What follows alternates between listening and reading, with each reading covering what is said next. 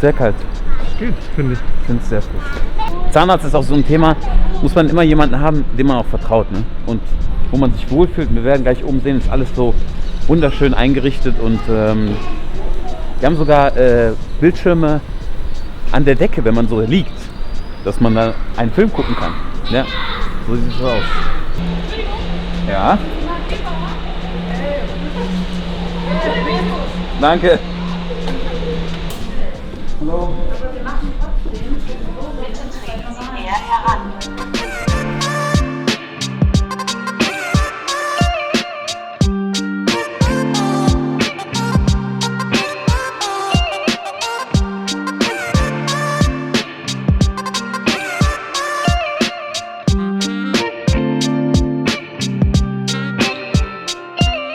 Also die Frage, die sich die meisten halt stellen, was lasse ich überhaupt machen oder was kann man hier machen?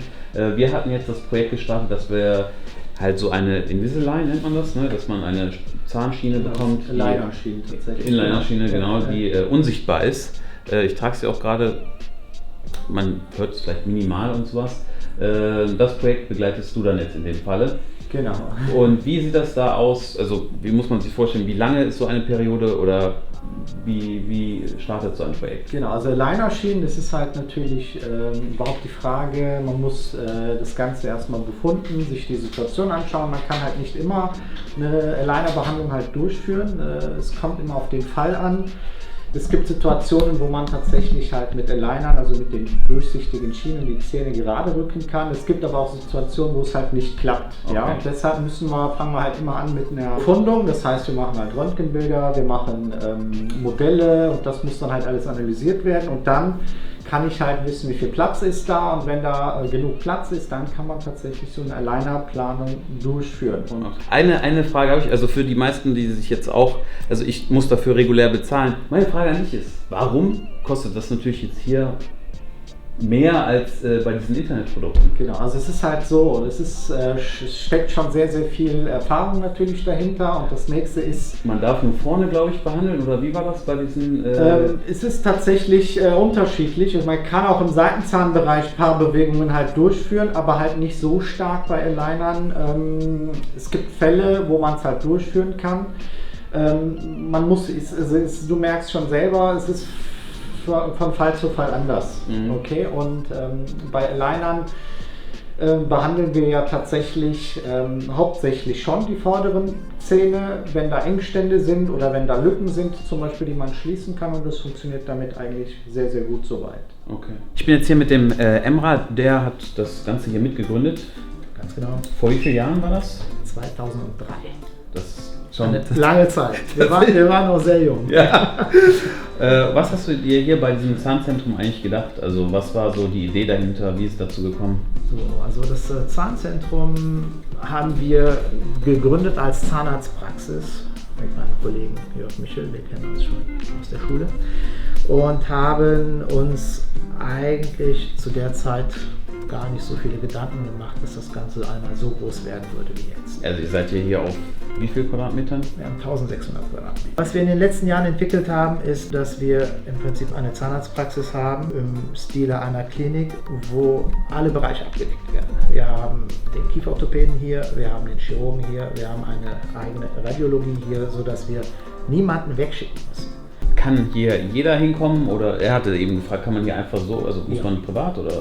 Nein, also da machen wir keinen Unterschied. Wir haben von 2003 an ganz klar eine Devise ausgegeben: Alles das, was wir machen, hat seinen Preis.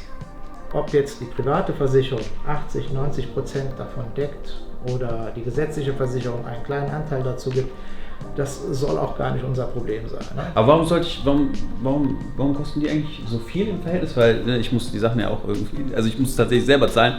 Und warum kostet im Internet so 20 € zum Beispiel?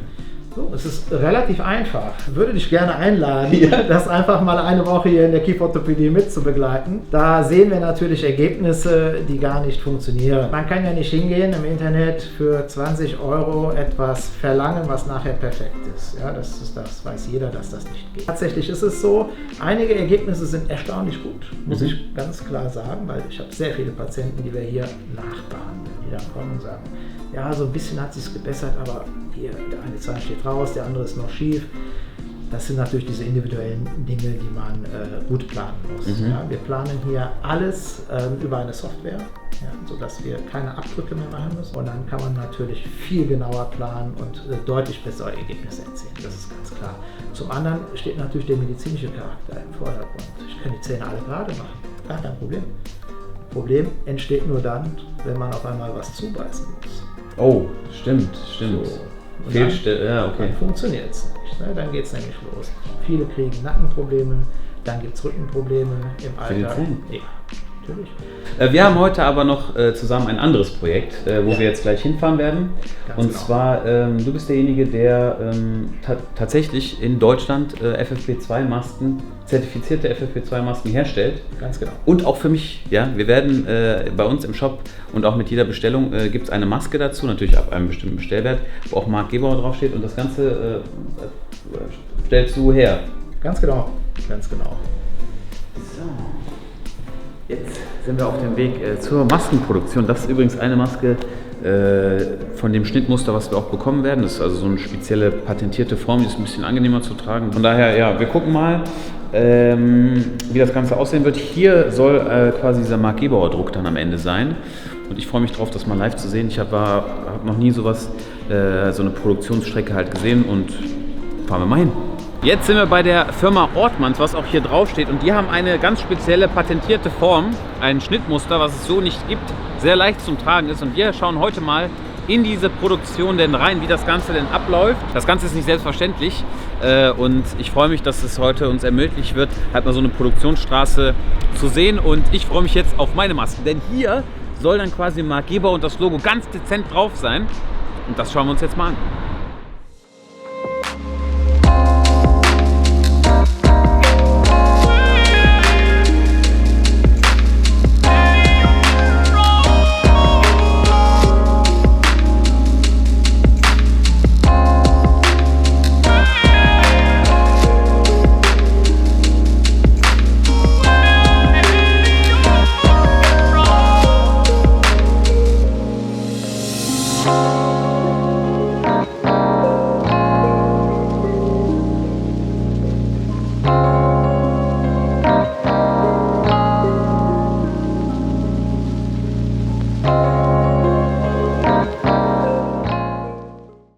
Am Ende das fertige Produkt, was ihr bekommt, wenn ihr bei mir eine Bestellung aufgebt, und wir werden es auch wahrscheinlich im 10er-Pack verkaufen. Ich finde, es ist sehr, sehr gelungen, und das Besondere ist, wir haben hier auch eine patentierte Form, ja, die gibt es so tatsächlich nirgendwo, und wir haben jetzt mal hier diese Produktionsreihe von Anfang bis Ende verfolgt. Im ersten Schritt ist es ja so, wir haben da diese Rollen, ne, die man da sieht. Worauf muss man da achten, oder wo ist der Unterschied zwischen den, sagen wir mal, europäischen Sachen und jetzt halt dieser Ware aus China? Also der Hauptunterschied ist, dass man die Produktionskette aus China nicht nachverfolgen kann. Das heißt, ich kann heute eine Maske bekommen, die absolut einwandfrei ist. Am nächsten Tag kann es schon sein, in einer anderen Charge, dass einfach die eine oder andere Schicht fehlt. Wenn die Schichten drin fehlen, ist eine Maske unbrauchbar. Und was ist an der Maske, also was ist jetzt so das Teure daran? Also zum Beispiel, wir waren eben kurz unten, wir haben auch so den Fühltest gemacht bei anderen. Ja. Warum ist die so? Warum fühlen sich andere? Und was ist so die teuerste Seite davon? Ja, also die teuerste Schicht ist die sogenannte Melt-Blown-Schicht. Das ist die statisch aufgeladen ist und wo wir praktisch eine effiziente Virusbekämpfung haben. Das heißt, der Virus kann überhaupt gar nicht durch die Maske eindringen. Häufig sind diese Schichten relativ dünn, wenn sie aus China kommen. Die haben dann vielleicht die Hälfte der Dicke und teilweise noch weniger. Manchmal fehlen sie ganz. Also die Masken, die vom Markt genommen werden, auch durch die Bundesregierung heutzutage, das sind Masken, die einfach einen unzureichenden Schutz bieten. Und bei dieser Form jetzt, wir sehen irgendwann halt diese Walze auch dann, also ich meine, was habt ihr euch dabei gedacht?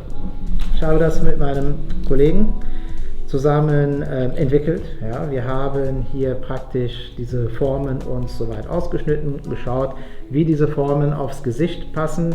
Und in dem Fall war es so, dass wir die Größe, die Form so in Papier erstmal hatten. Wir haben uns das hier so da mal zusammengetackert, und dann doch festgestellt, dass es eine bestimmte Form gibt, die auf fast alle Gesichter passt.